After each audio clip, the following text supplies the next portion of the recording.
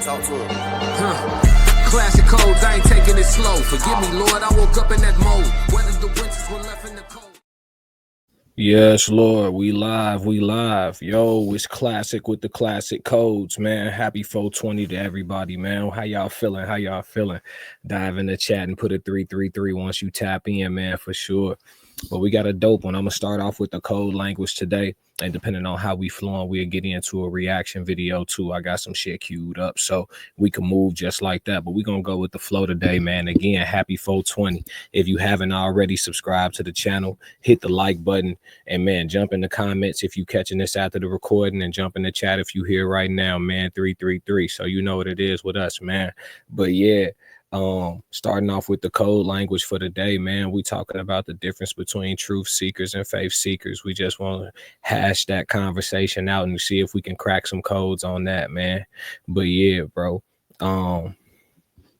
Yeah, I was having a little brainstorming session, and I was kind of mulling out like how, you know, I was going through the YouTube world, and I was seeing like different types of debates between different types of people of different belief systems.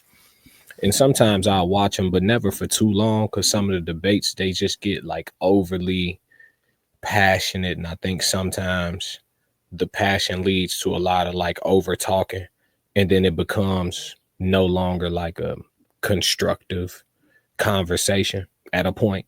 But up until that point, when both sides are giving each other a little air to breathe, the conversations are always very interesting to me. And what I kind of gathered is there's two different types of people. You have, well, more than two, but these are the two that we're explaining the difference between today. Is you have truth seekers, and then you have faith seekers. So let's break down the definition. I would say that a faith seeker is someone who either was born and bred into a belief system from, you know, the point they got here, like the family that raised them, they were bred into said belief system, or even a person who goes on their own journey to try to seek out a faith system to kind of find their way. Either way, whether you're born and bred or whether you choose to devote yourself to a faith system or a belief system, or a doctrine, however you want to look at it, right? When you choose to devote yourself to one of those, and really latch onto it in its wholeness and its entirety, and map and shape your principles, your morals, and everything you do around believing that this system is true, that would be a faith seeker, right? The definition of a truth seeker would be someone who is consistently and constantly seeking out what is true, regardless of what they've already found to be their truth to this point. So a truth seeker would handle, let me find an example for you guys. A truth seeker could be someone who was raised to be Christian, for example, right?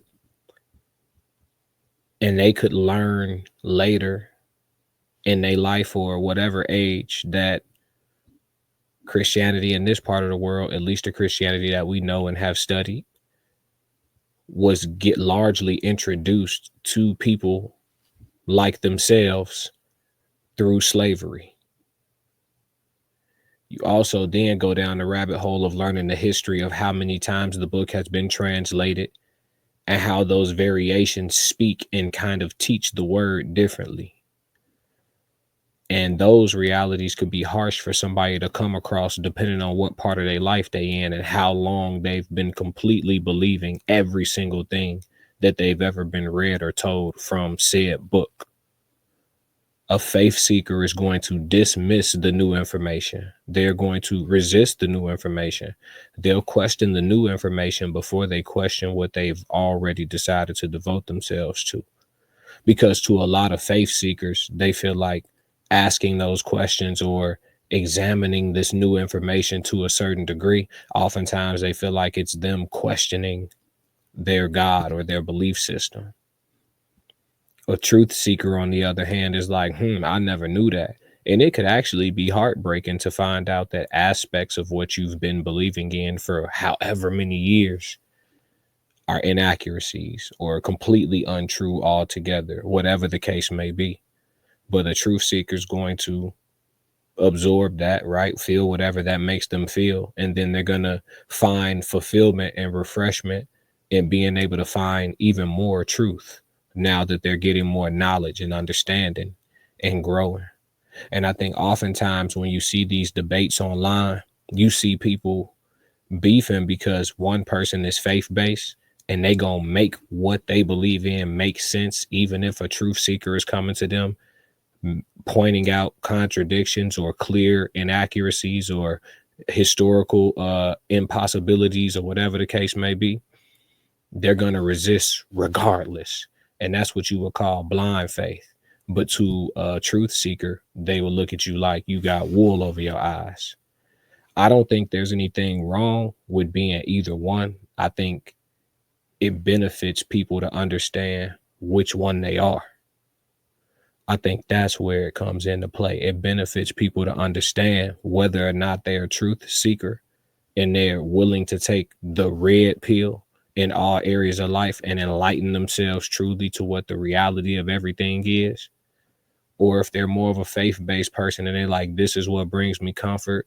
This belief system works for me. I understand that you got some information that you feel makes you believe otherwise, but this is what I'm on.